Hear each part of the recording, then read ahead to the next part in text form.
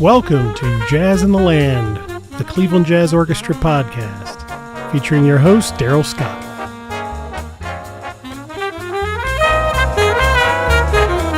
Welcome to Jazz in the Land, the official CJO podcast. My name is Darrell Scott. Our guest today is a young man who has contributed to this organization over many years. We're not going to say how long, but it's been many years. Ladies and gentlemen, let's say a welcome to Chaz Baker. Chaz, how are you today? I'm just great, and I've probably been here as many years as you have been, Darrell. Okay, so it's only been like 2 or 3. A couple. Couple, yes. Tell us about the role that you had with the CJO. Well, I've been in the band almost from the beginning, pretty much from the beginning. So I might have missed, the first couple of concerts because I was playing another gig somewhere else. But I've been there all along. Been part of the band with all the band leaders, going back to Gary Scott, and then a long run with Roland Palucci, who kind of established the musicians' credibility, I guess, with the band and a professional standard. And then Jack Shantz, who had the band for many years, and all these great guest artists who came through then. And then the great Sean Jones was here for a long minute, and that was inspiring. And then Paul Ferguson has taken over, and he's the perfect leader for the band in the modern era. So I've been glad to be part of it in the trombone section all along. And speaking of trombone, why did you choose the trombone? Well, sometimes they say the instrument chooses you. I started out on clarinet. My dad knew that I liked jazz music back in the early 60s when I was in school, and I started on clarinet in the 6th grade. Played for a few years, and it turned out not to be my instrument. Mm-hmm. And one day I was over at my grandma's house, and my dad went up in the attic, and he brought down this old Getson trombone that a friend had given him. And he said, "Why don't you give this a shot?" They took me in for a lesson at Arrowhead Music in Willoughby. Guy gave me an assignment out of the Rubank Beginner's Book. I came back the next week, had my lesson. He came out, looked at my mom and dad, and said, "I think you got a trombone player here." Mm-hmm. I went from there. Nice. One of your, what do I want to call it? One of the things you love to do, I guess, is write music, compose music. What is your composing style? What inspires you to compose, to write music? All the great composers that I've listened to in my life, going back to my childhood, I didn't realize then what it means to compose. Mm-hmm. But I was listening to Ellington and Gil Evans and Mingus and Tchaikovsky and Stravinsky and Bach, and it was all just great music to me. I know when I was in grad school and I took courses in music analyzation, they always said, get the music in your ear first. Just listen. And I realized that that's what I had done all my life, is listen. Mm-hmm. And you build up a vocabulary of stuff when you hear enough music. And I suppose when I was a little kid, I remember just walking around the neighborhood, I would hear music going on in my head. Mm-hmm. Big band music. It wasn't anything I'd ever heard. It was just stuff that was coming out of the heavens, Mm-hmm. And then when I was in high school, I started playing around with things, but I didn't get serious about it until I was in my 30s, I would say. Mm-hmm. What are some of the things that you have written, and where did they come from? Well, the things that come to mind the most are the music on the CJO album, Live from the Bop Stop. That's mm-hmm. stuff that I did. And there are some other things recorded by Paul Ferguson with his large ensemble and the Jack Shantz Jazz Unit, which made a couple of albums. So, put that all together over 30 years or so, and next thing you know, you're starting to get somewhere. What's that feeling like as you sit in a room by yourself and you are writing a song, and then all of a sudden somebody says, we're going to play it. Are you a proud papa at that point? Do you kind of sit back and go, this is their time to shine. I wrote this, but the musicians themselves need to shine. What's the feeling? Both of those things are true. It's one of the greatest feelings in the world. I never put anything out there if I don't believe in the piece of music. If it doesn't sound good to me, because I think, yeah, this sounds really cool. It'd be great to hear some good players play it. And I'm just so lucky. I get the CJO. I mean, you got Chris Coles and Jim Rupp and Jackie Warren. I mean, the list goes on. After a while, I knew who I was writing for. So I could direct a piece toward a group of musicians or one particular musicians, or when you're doing the writing, you're thinking, this really sound great if the trombone section was playing this, and that's just a thrill, an honor, and a privilege. I'm a novice when it comes to writing music. I know absolutely nothing. My question is, as you are composing a song, writing a song, how do you know when to include, say, the rhythm section, say the horn section? You want a different solo here. As you're composing this piece of music, are you thinking about where those instruments, where that section comes in? Mm-hmm, absolutely. And, that falls under the general heading of orchestration. Mm-hmm. And orchestration isn't any different if you're going from Led Zeppelin to the Cleveland Orchestra to the Vanguard, jazz band. What to do when and who's going to do it. Those are perennial questions for anybody writing music. And it becomes a language over time. And it's, I always said this to my students, just listen to a lot of music. The only thing you need to concern yourself with is whether or not it's good music. That's a whole other can of worms. But if you're listening to good music, what I told them is you're downloading music into your ears, into your consciousness. And the more good stuff you have in there that you can understand, that just comes out naturally when you're doing the writing. Mm-hmm. You get into a flow. I don't see it as a creative process being much different from standing up and taking a chorus on How High the Moon. Mm-hmm. The difference is in taking your chorus, you're in real time and it happens now and then it's gone in the air. What Eric Dolphy said one night. When you're writing music, you can always come back and fix something if you didn't like it. And I do a lot of revising when I write music. Do you have, I ask this question all the time, do you have a file cabinet full of songs that you, let's say, have not, I'll say published, but have not been recorded, and you sometimes go back to that drawer to pull out this song and go, okay, I want to finish this, or now is the time for this piece to come out? How does that work? Occasionally. We just did one in the CJO for the last concert that I actually wrote the basic music like 40 years ago. Mm-hmm. And then over the years, I turned it into an instrumental, composition. But I never had a version for full big band that I really liked. And so I kind of worked on that this summer because Paul had asked me to bring something in. So I did that. I think you would understand this. You get to a point, you've only got so much time left. Correct. And anymore, I really want to do original pieces of music. Mm-hmm. So I don't think I want to go back to things I've done before. I want to see what the universe has for me out there. A lot of times when I'm writing music, I don't feel like it's coming from me. It just feels like I'm tuning into some big universal radio station, mm-hmm. And the music is beaming down into my ears and I'm just trying to get it on paper. Nice. One of the things you've done, and I've read some quotes from former students, is you were an educator, I believe at Kent State University. Yeah.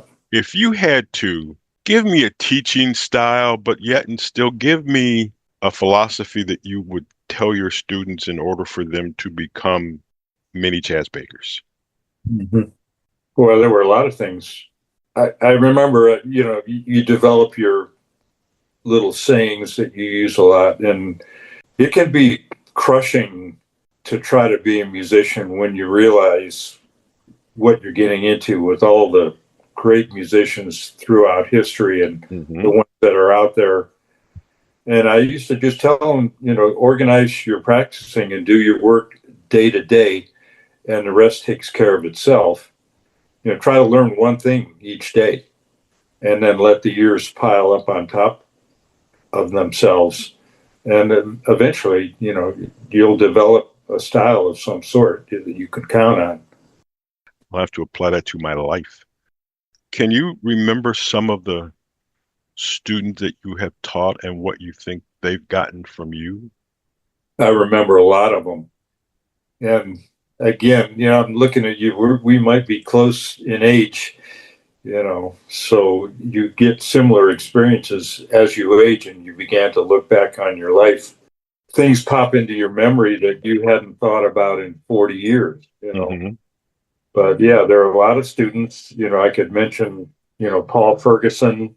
I gave him his first lesson, and, when he was in high school. Well, it only took him 6 months to pass me by at the speed of light, and I've been learning from him ever since. But, there's Bobby Salvaggio down at Kent State. There have been a lot of people who have gone on to teach in the public schools. And I just hope that I was able to give them an approach that they can use with their kids. Anybody in music will tell you, you receive a lot as a musician. Much is given to you, and the best thing you can do is pass it on to another generation. So there are a lot of people out there teaching in the schools, and still playing their horns and gigging and all that. It's just a great feeling to know that they're out there. Facebook has gotten weird lately, but I still check it out because I'll see that so-and-so is on the road with somebody or whatever. And it's just a pretty cool thing to think about. Now, you have passed on a lot of knowledge to students and fellow musicians. What did you gain? What was the one thing you learned from the musicians you looked up to that you apply to yourself right now and apply to your playing? Get prepared, and if you've ever shown up on a gig unprepared, which I have, I'm sure most people have an experience, that's not a good feeling. Roland Palucci, there's a name that might come up with a lot of musicians.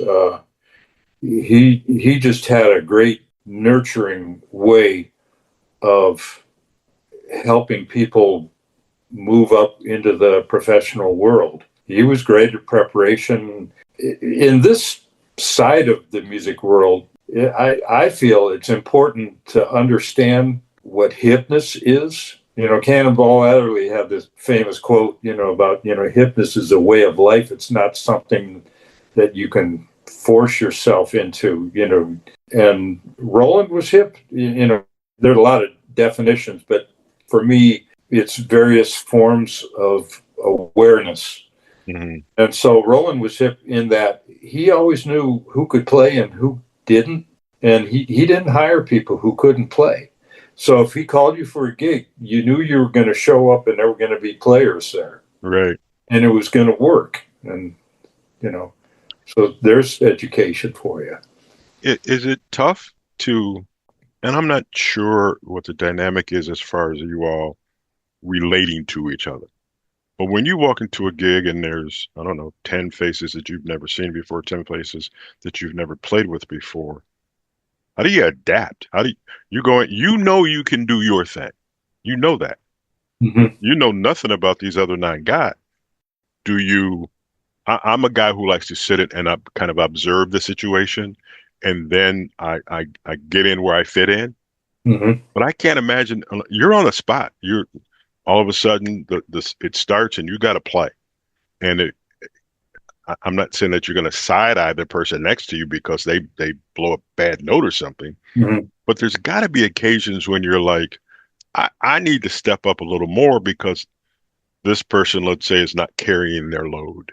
All the situations are different almost every single time, and yet there's a sameness to showing up somewhere with your horn, getting ready to play. The music itself, to me, is this mystical miracle. And the music itself takes care of those things. When you start to play, it's amazing to me how you can find common ground with musicians. Case in point, I've never been the greatest trombone player in the world, but I've been good enough to get places and play with people. And so I've been all sorts of places, played with all kinds of people, and it's just been awesome. I've also been a teacher. I can compare teaching classes of beginning 5th grade trombone players who after 3-4 weeks, I've taught them how to play 3 notes, and they brought me to tears with their sincerity. That's a musical experience. Just like it's not the same as playing with Sean Jones, but it relates because it gets to your heart, and that when the downbeat happens and the music starts, then the story is told. I find this all so fascinating because I have no manual dexterity. I can't play a note. I always tell people I'm the guy that's going to walk on stage and go, here's so-and-so, and then I walk off and I'm done. You should be a singer, man, with a voice like you've got. You'd be a baritone. I got that part figured out, but no, there's a part of me that is, and people find this hard to believe, but I'm an introvert. I truly am. So I got about 30 seconds on stage, and then I'm good, and I can go sit back and listen. And we tell a lot of jokes off to the side of the stage too. You did that thing at the Bop Stop. What was that like? Because that was the final CD of the orchestra. Explain to me what that was. Well, I think that's the most recent one. I fully expect that the band is going to do more recording. Paul Ferguson is writing new music all the time. Chris Coles is writing, Brad Wagner, Aidan Plank, Jack Schatz writes some stuff. So I think the band will be recording, that is the most recent one. As an experience, it was many faceted. There's everything that has to happen to get it to happen in the first place. And then there's rehearsal, and then there's showing up. And I remember at the Bop Stop, we had a, afternoon rehearsal. There was time in between. My wife, Pat, wanted to feed the band. So we went to DeVita's Italian Market in Akron. She bought all this food, brought it up to the band. We fed everybody. I mean, food is feeding people is real similar to making music together, And, and then we played the gig, and it was a spontaneous event from beginning to end. I could find all kinds of little flaws and blips and bleeps here and there, but it was real. And, I'll take that. All right. Excellent. Thank you, sir. Well, first of all, thank you for the time. Greatly appreciate it. Have learned a lot about you and the philosophy that goes on behind this, which I think is what everybody wants to see. And if there are students listening, you have imparted them with some wonderful knowledge, and I appreciate it. I'm going to see you in person. I am. So if some little guy comes up to you and says he's Darrell, it's me or it's my doppelganger. I think I'll get you, man.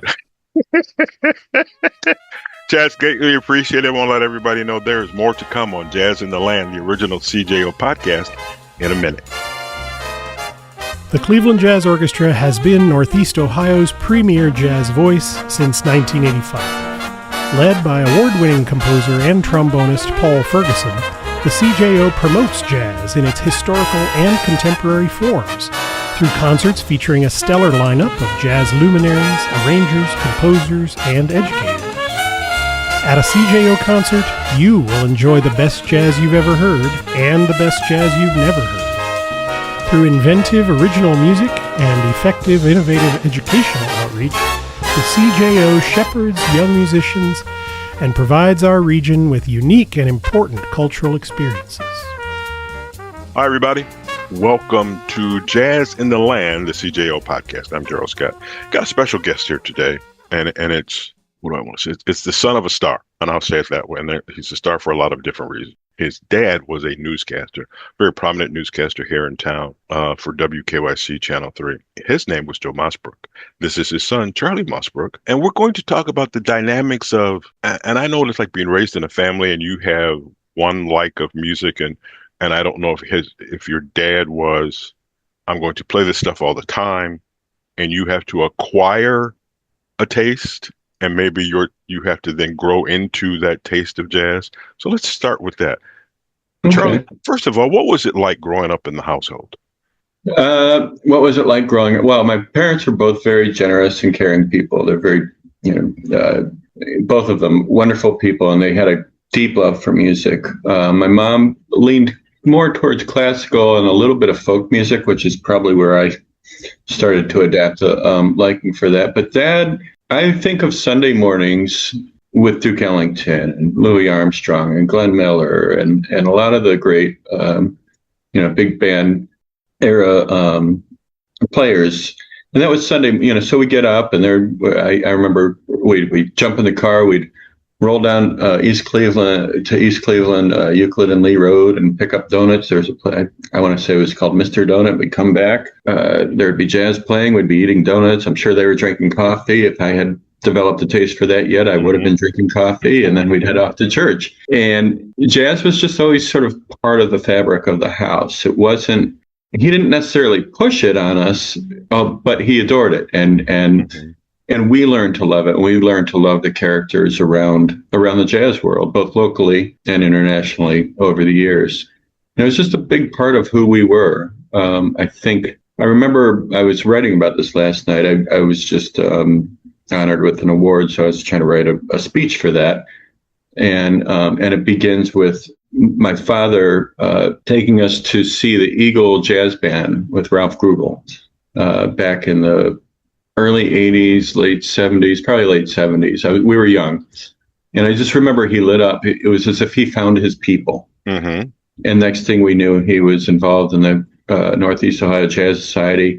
And we would find ourselves folding and stapling newsletters for years to come. And I've certainly carried that torch, but into the folk world, right. Which honestly, I consider Louis Armstrong as great a folk artist as any. Really? Absolutely. Why do you say that? Well, Louis said it. Louis said it.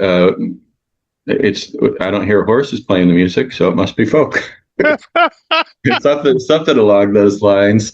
But really, folk music is just the music of the people that comes from what the people were doing. And when you think about what Louis Armstrong was doing, what you think about what all those people, everybody in New Orleans and up through the Mississippi Valley, up through Chicago and Kansas City, and then it was folk music. I mean, there was more of a I guess as you get into New York and Los Angeles, and you think about the Glenn Miller Orchestra and Cab Calloway and all these different bigger bands and orchestras, it becomes a little bit more than folk music. Mm-hmm. Like it's somewhere in between folk music and classical music in a way, because it's definitely a fine art, but it's really still music of the people. It comes from the breath of life. Other than just playing the music in the house, how did your dad, not sure the right word, I'll say infiltrate your head, your passion with jazz music? What else did he do? Did he take you to a whole bunch of concerts, a whole bunch of clubs? Because you shouldn't have been old enough to go in the club. Well, he would take us to concerts from time to time, but I don't think he took us to a lot. I think he really allowed us to explore our own identities and our own love for music. He certainly had a taste, didn't have much of a taste for the Rolling Stones, and I remember him checking on my homework and just subtly turning down the music, and I turned to him and say, "But this Rolling Stones record says play this record loud." Yeah. So that was my thinking at that time, and I still think that's kind of funny to try to debate that with him. But I don't really feel like he ever tried to impose it. He just told us the stories. He played us the music, and as we developed, what can you do but to realize that there's such a rich history in the music that's there, and that the music's great, that the music's amazing.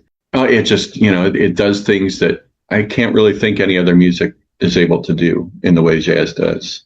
It speaks its own language. Do you have a favorite story that he told you? Do you have a favorite story about a particular artist? Anything like that? Oh boy, there's so many.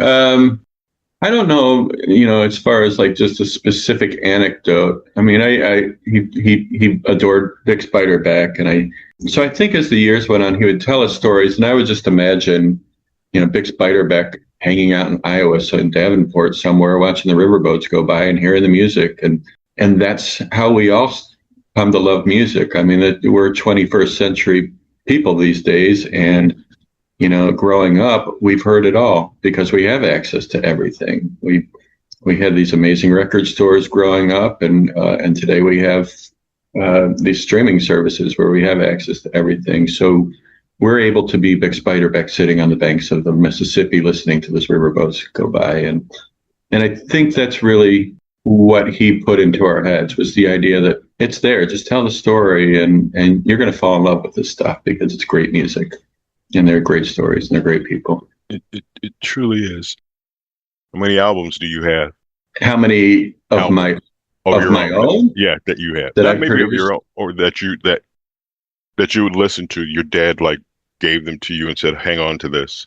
That was always the interesting thing of parents. How do they move the music from from their generation to your generation? And a lot of times it's just, here, take this and take care of it. Yeah. Well, I'll tell you, his music collection was incredible and vast. And right now, there's issues in probate. Mm-hmm.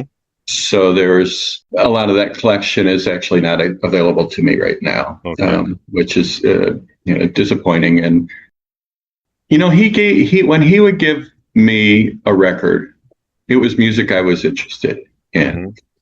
And I would seek out music he was interested in. So if he bought me a Rolling Stones record, I would buy him a Charlie Watts Big Band record, because I thought, well, this is a bridge. This right. is what.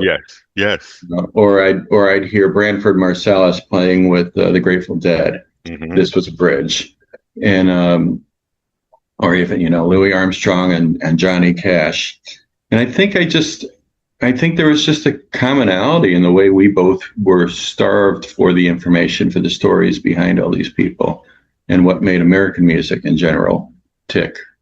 The dynamic between father and son, when it comes to music, is more of in my mind, is more of a lesson.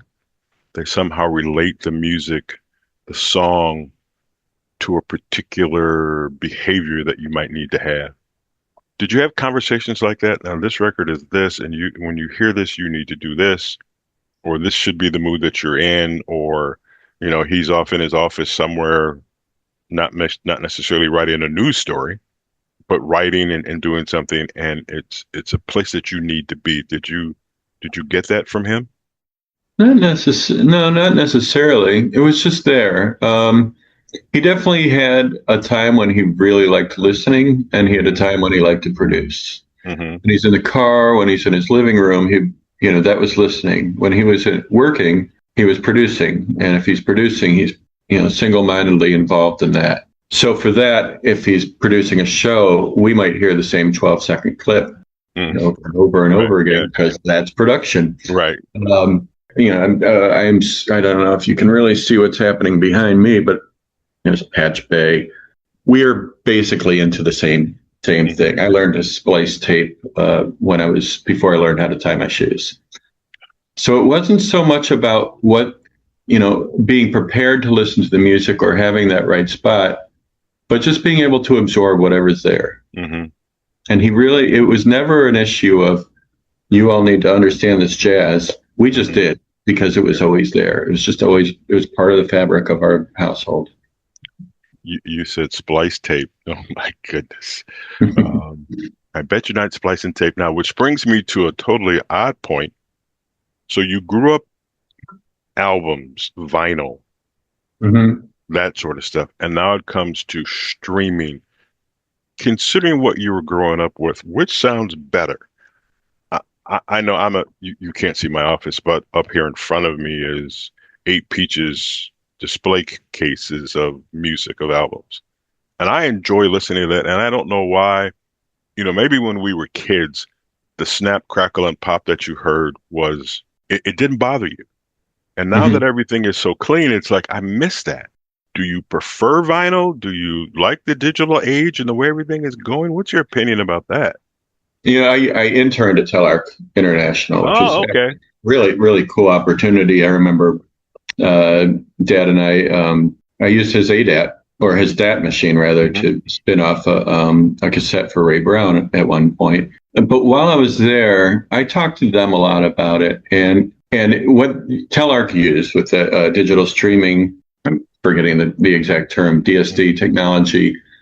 It was so high end that the audio, you really couldn't argue that the audio was a degradation at all. Right. It was 16-bit, gets a little more chunky. Certainly MP3 gets a lot more chunky. And I think as you downgrade the codes, and the bandwidth and everything like that, it definitely gets ugly. It gets flatter. The music becomes flatter. There's less depth.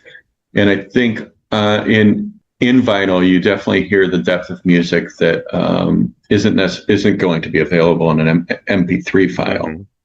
I don't know that that's true with CD. I think I can't tell the quality difference. Right. There are some songs, records. I used to spend hours and hours at Wax Stacks looking through the dollar section because I had $1. I needed records. Yep.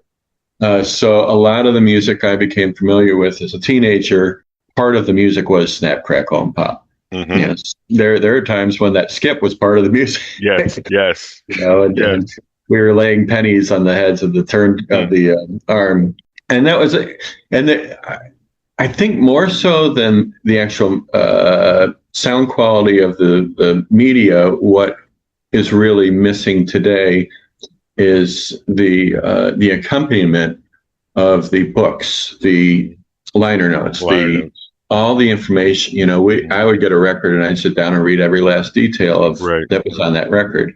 Today, I hit random on the streaming service, and we use a very high quality streaming service. It comes in 16-bit. It's solid. It's good stuff.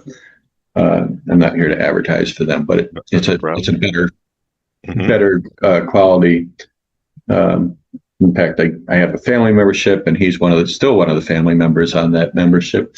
I hit random and I listen to whatever comes on. Right. Sometimes I have a taste, I need to go listen to In a Sentimental Mood, or I need to go listen to the Grateful Dead from 1970s, whatever it is I'm trying to listen to. But for the most part, there isn't that avenue for that instant access to information and that hunger to find out what's behind the music.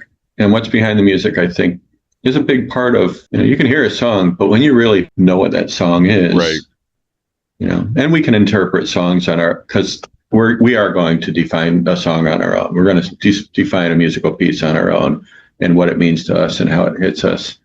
But I don't honestly believe there's a major sound quality difference between the two mediums. If you've grown up with music, you have a lot of music, you've listened to a lot of music, kind of a twofold question.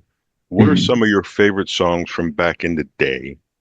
And if you wanted to tell a child, a youngster, this is a song you need to go listen to because you can hear the saxophone, you can hear the woodwind, you can hear this. What song or songs would you recommend?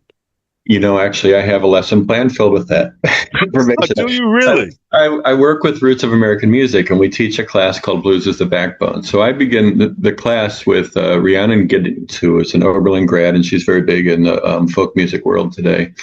In fact, she was on Beyonce's last record.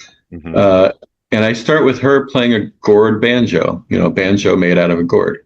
And then we follow into the 20th century and we touch on Buddy Bolton and then lots of Louis Armstrong, Scott Joplin. These are the roots. This is where it started to happen. And we move into Cab Calloway Cab Calloway because the kids love it. When he starts singing Heidi, Heidi, Heidi, oh, they respond. Okay. So I think what I look for when I'm looking for music to share with children is music that they're going to respond to, that's going to grab them where they are.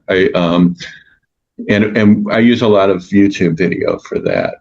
So when I'm introducing them to Dizzy Gillespie, he plays with the Muppet Band. Yeah. This is amazing when you're working with children. Yes. Yeah. I've got BB King playing with sock puppets.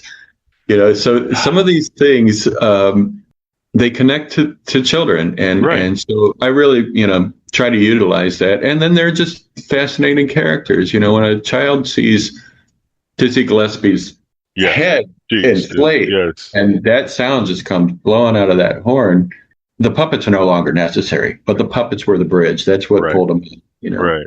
What's your favorite Dizzy song? Night in Tunisia is easy.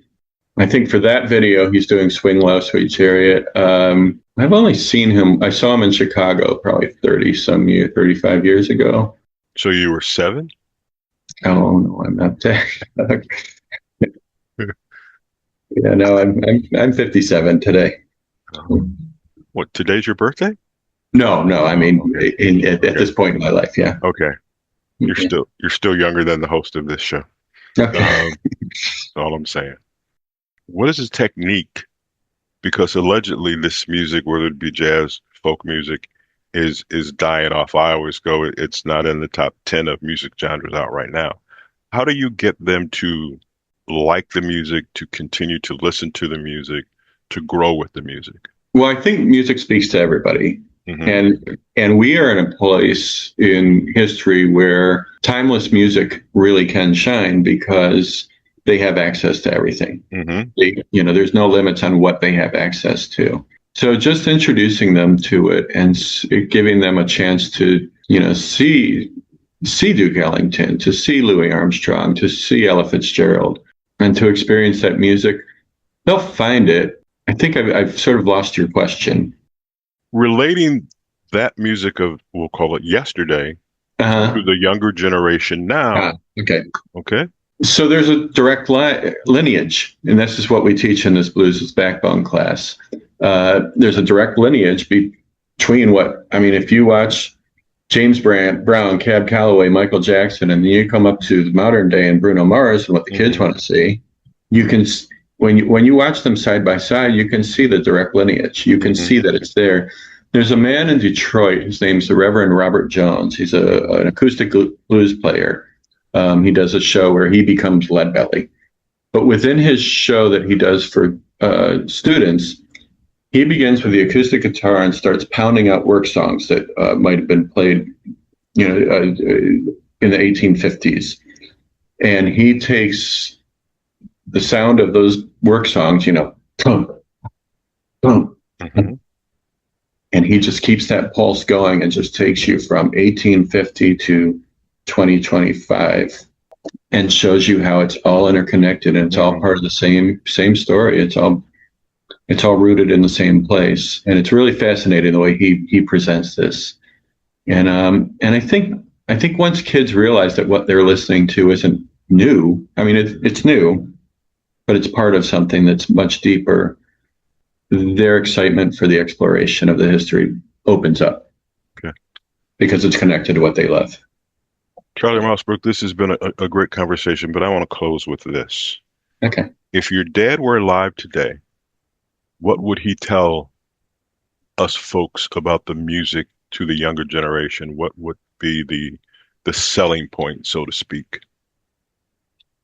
I think at the end of the day, being able to tell the story of where this music came from is what is the selling point. This is how I connected to it. This is why I think his original article in the Northeast Ohio Jazz Society newsletter, and then later on the radio show with WCPN was so popular, because people like stories. People want to hear the stories of our lives.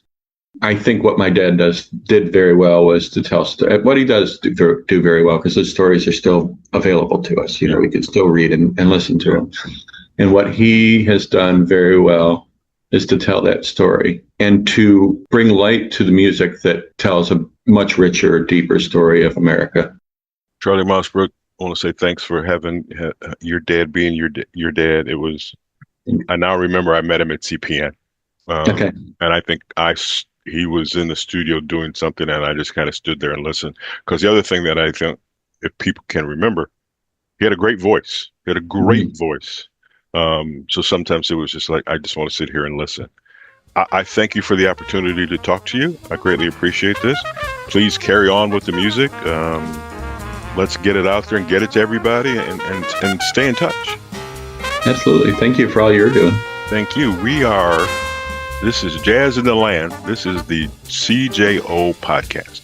There's more after this. The Cleveland Jazz Orchestra is proud to provide our region with innovative educational outreach.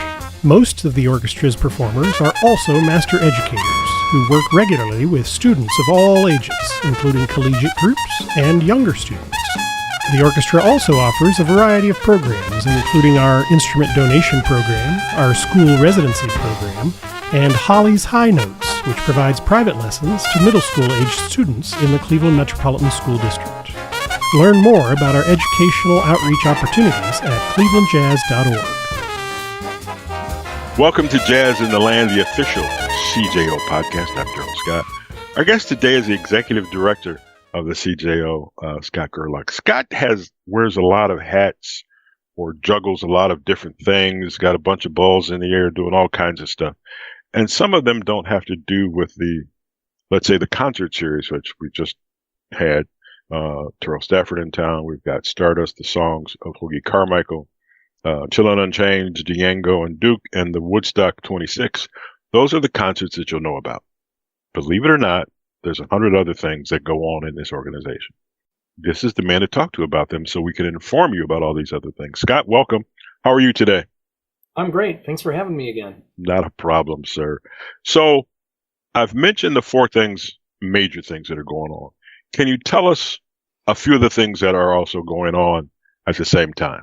Sure. Yeah, we really have kind of three tiers of activities, and the season series that you mentioned is the most front-facing activity. Mm-hmm. Obviously we can get a lot of people in Maltz Performing Arts Center, so most people see that. It's what we advertise. It's a whole lot of our social media focus. Mm-hmm. So yeah, and it's a great opportunity to hear the band do really incredible music with really incredible guest artists. So yeah, don't miss that. Right, exactly. Get your tickets now. That's right. clevelandjazz.org. But we have these two other tiers of activities. One's the educational outreach. We're in 7 CMSD schools this year. Last year we did 270 visits at schools with CJO instructors. We're slated to do 330 this year. Wow. And at the end of every term, we give concerts at each school, and parents come, fellow students come. At a couple of the schools, students are writing and they're improvising to their own music. I mean, 6th graders writing jazz blues. It is the coolest thing. And then we have a instrument donation program. We've taken in over 100 instruments in the last couple of years. We take them over to Academy of Music if they need rehabbed and cleaned. And then we get them to programs or students that are in need of an instrument. Mm-hmm. And that's easily the best part of my job because, I'll go over to somebody's house and they'll say, this is my dad's, piano. And he's been gone for a dozen years. I just can't stand to look at it anymore. And then they get weepy and then something happens to my eyes. Mm-hmm. And then I'll take the instrument over to a high school where they really needed a keyboard. And then the director gets emotional. Something happens to my eyes again. It's really just a gift, man, that I get to do this part of the job. We give away free student tickets to our shows. We try to provide money for our guests, for our musicians to be guest artists, clinicians, adjudicators. So, yeah, that's kind of the basis of our educational outreach. The thing that I think gets the least amount of attention is probably the thing that's keeps our musicians employed the most, aside from doing the educational visits, is this thing called CJO in the City. And it's just kind of an umbrella term that I came up with to market what these activities are. I mean, it's any sort of performance that CJO musicians do that I book. That includes, heck, tomorrow we're doing a wedding. Wow. Yeah. We play for nonprofits, for their benefits. we've done, and I often can give them a break in price just to help them out for their benefits so they make some money, whether it's just background noise or we're, a real part of their program. But I mean, we've done, I don't know, in the last 5 years, probably 2 or 3 dozen nonprofit benefits for various folks. We collaborate with other music nonprofits. Gosh, we've done the Chamber of Music Cleveland, Musical Theater Project, of course, Cavini Quartet, Roots of American Music, Musical Theater Project, I just mentioned. Summit Choral Society, we do something with them at least once a year, often twice. I know there's probably a couple. Dancing Wheels, we just did a thing in June with Dancing Wheels, where our artistic director, Paul Ferguson, reimagined Copeland's Rodeo for that dance troupe, Nice. for like a 7-piece group. Really cool. And then the other piece is, heck, when we play in clubs, I include that in the CJO in the city too. But we send out anything from like a solo pianist for somebody's 60th birthday, Wow. to, little jazz trios, quartets, sextet. We have this thing called the Little Big Band, which is an 8-piece group as a basis, and then we kind of supplement it too. We might add Evelyn to sing with us, or have another instrumentalist join us, depending on the venue and the occasion. And the CJO Big Band is 8-piece, and that's what's playing the wedding tomorrow with Evelyn. So, those take all sorts of shapes and sizes, but I mean, we do a few dozen of those a year. I mean, all told, CJO musicians are doing performances, and it varies from year to year, and certainly COVID took a real hit on that. People just weren't doing things, and certainly people weren't doing benefits, but anywhere from 3 dozen to 5 or 6 dozen a year gigs that we all do. So I don't mean to cut you off. Oh no! You mentioned the Cleveland, the municipal school boards. How can you give me a short list, a long list? How many schools are involved? And then secondly, how does a school get to the organization? So it's a twofold question. So we're in 7 schools right now, and our program it's actually just a really unique program. We are the only non-school affiliated organization that I know of that works with middle school age children at their schools. There are, like Lincoln Center has a program, but the students have to go to Lincoln Center to do it. Right. We go to the schools. And it's also very unique that we deal with middle school children. The bulk of research in music education has gone towards high school people and K through 5 aged children. But we know from music research that more kids drop out at the middle school level than any other time, except for like the first 6 weeks that they might play an instrument. Right. Okay. This, in spite of the fact that we got probably 5 decades of research that tells us the benefits of being in a band, better lifetime earnings, better happiness, higher test scores, better graduation rate. I mean, everything about doing it, the team building that has to take place when you're in an ensemble, relying on others, being empathetic, which is something I think our society could probably use a little bit more of. Yeah, these are all things that, to say nothing for doing rhythm is math. Right. Yes. And note reading and, helps actual reading. So that's a real unique thing. And we continue to be excited about it. Schools find out about us. We had a couple of meetings with one of the superintendents of 21 of the schools, and he recommended that we, just as a trial basis, try 1 school and then try 4.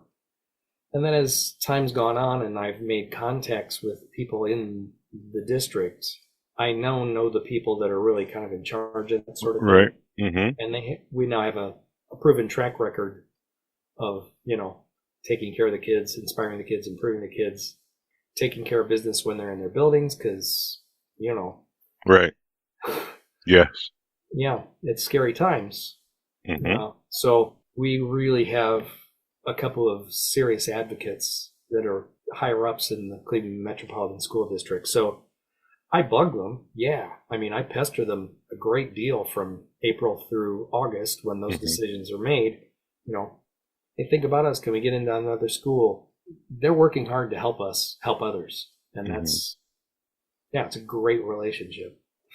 I just can't imagine a student a music student not wanting to be a part of this. Do they get the opportunity, say, once they've graduated, to perform at one of the shows? Can their school be an opening act for somebody? We've done that, not in the recent past. And I actually got a text earlier this week from a band director wanting to do that. There's a bit of a disconnect, to be sure, between us working with middle school children and then a kind of a polished high school big band. Right. So we're working on that. Actually, we've got kind of a jazz festival that we're working on trying to get off the ground, a non-competitive jazz festival where we have in kind of a name person.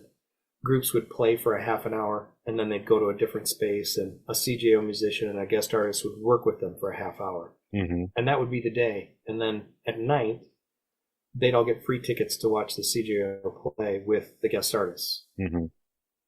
It's kind of the model that I had when I was teaching at Ashland University and Knox College before that.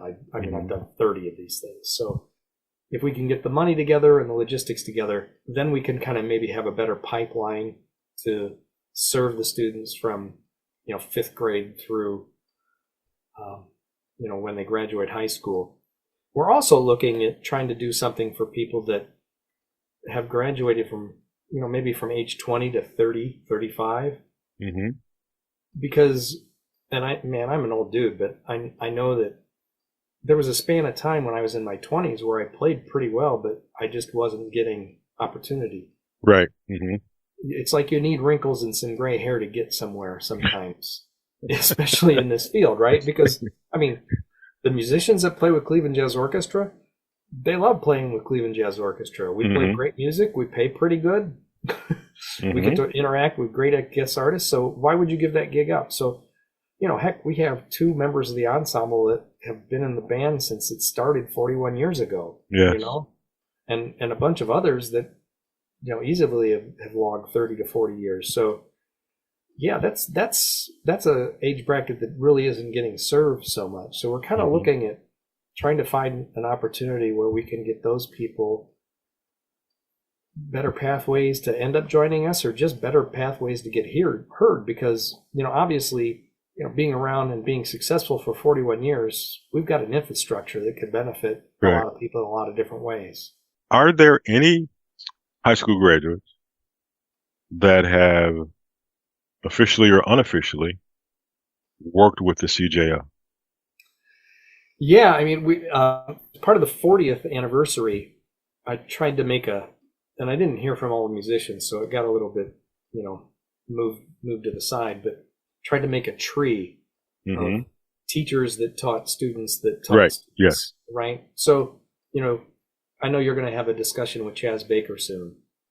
He was my teacher in college. He taught Paul Ferguson his first trombone lessons. And then, Paul ended up teaching at Case, and he taught George Blake, who was just our CJO board president. But yeah, there are definitely some musicians that have been, taught by. Jack Shantz, heck, there's a whole lot of people. Chris Coles in the band that studied with Jack. Sean Jones, our former artistic director, studied with Jack, and who's gone on to, own the world in jazz. That's absolutely a fact. How do these events, programs get started? Is it say I come up with an idea and I get it to you and we see if it can work? What do we do? Because I a lot of things running through my mind now. Number one, how does a student get involved? The student's got to get the school involved. The school's got to get involved with you. But then also these, for lack of a better term, we'll call them like side hustles. How do these side hustles get created, get initiated, and develop their own track record?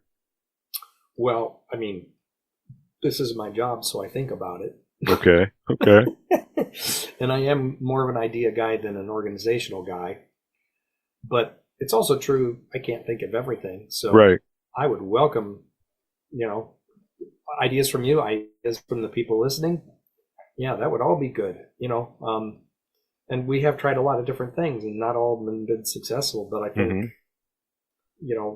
it's, I think the sign of a healthy organization that you try stuff and strike out, So let's pause for a minute here. If I have an idea, if someone out there listening has an idea, how do they contact you? And what should they, in contacting you, what should they send you? Do they send you a description, a paragraph, 8 chapters of War and Peace, to get the idea at least into your thought process? Don't send me War and Peace. Honestly, when I finished my doctorate, I've had a hard time enjoying reading. Okay, So all right. It kind of broke me a little bit. I hope to get over it. But anyway, yeah, I mean, on our website, there's a page where you can fill out a form and it'll get to me. You can write me at booking@clevelandjazz.org. That's my email for the organization. Mm-hmm. And I respond. Hearing from anybody is good. That's a good day. Yes. Because that indicates interest, passion in the organization, Yeah. and wanting to move us forward. And man, Teresa, our managing director, is awesome. Paul is awesome, but the three of us can't think of everything. Right. And we're not going to think about how to do everything in the best possible way all the time. So, yeah, I mean, we want to serve our communities, and we want to be the best version of ourselves we can be. So, yeah, all you can do is waste my time. And if you don't do it, I'll find another way to do it myself. I am sure none of your time is wasted. I'm positive of that. I tell people that every day I go to bed feeling good about what I got done and feeling guilty for what I didn't. Well, if we had to, I'm sure that's a very imbalanced process, because I'm willing to bet that you get more ideas that, let's say, aren't complete, so they kind of go to the wayside, and there are very few ideas that get past the incubative stage and have a year or two of growth. Yeah. That's just how I feel. Oh, no, you're so right. And heck, if you were to talk to my wife, she endures a lot of that, I told her really early on, man, you're going to get a lot of ideas, and maybe 15% are good ones. Right. It's just one of those things. It's just, I'm not sure everybody knows everything that this organization does. They see the concerts, the series, subscription series. They see a couple of other things. How do these pop-up events happen? Do they just, hey, we need somebody to come play at Kane Park. Can you do it? And then all of a sudden it shows up. Yeah, I would say more often than not, it's people contacting me. But that's not universally true. Most certainly I try to coerce people into hiring us for various things. Yeah, it's a mix. Sometimes you're just lucky. Sometimes you got to work for it. I am surprised that you have time to do this show, because the things that are just rolling through my head, I'm getting a headache, but that's neither here nor there. But is there anything that we're missing that this organization does that myself, people out there listening, are not aware of? I'm not immediately thinking of something, but I'm sure I will, an hour down the road. It is. But if you have questions about us, again, type me an email, or call the number. The official number goes to my phone. So, it's not like we've got a bank of secretaries sitting around. So, yeah, love to hear from you. I mean, we have the show coming up with Hub's Groove, which is not, is it part of the subscription series? Is it not part of the subscription series? Is it kind of a standalone thing? Right. So, part of CJO in the city is doing gigs at Blue Jazz and at Music Box or Bob Stop. We started doing some shows about a year ago, I guess, at the Music Box, and they've almost all been sellouts and super well received. So we're just kind of trying to expand on that relationship. And heck, we've never done anything with Hub before, and he has an amazing thing that he's been doing for a long time, and a great following. So, I mean, shame on us for not reaching out sooner to him. But yeah, we're excited about doing that. But it's not part of the season series. It's part of the CJO and the city umbrella. Is there a possibility of doing more, let's say, with the local folks? Oh, sure. And we've over the years, we've done, shows at clubs, and we've also done shows in, as part of our season series that have featured local folks. I mean, yeah, I think 2-3 years ago, it was Home and Away was the title of the season. So, we've had Dominic Faranucci, we've had Ernie Krivda, Helen Welsh, and then certainly during COVID, when the entire big band couldn't play because nobody had enough space for us to do that, right? In any sort of musical sense, that's how the CJO Little Big Band formed. So about every quarter during that ugly period of time, we would feature Eddie Backus, or who's the fantastic percussionist. Not Sammy De Leon. No, but we've had him. Yeah, we had him he was part of our season series maybe 4 years ago. I'm just drawing a blank here, but he's on tons of recordings, always out of town, making music with folks.